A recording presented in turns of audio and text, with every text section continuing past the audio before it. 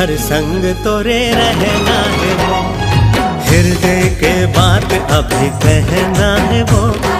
जिंदगी भर संग तोरे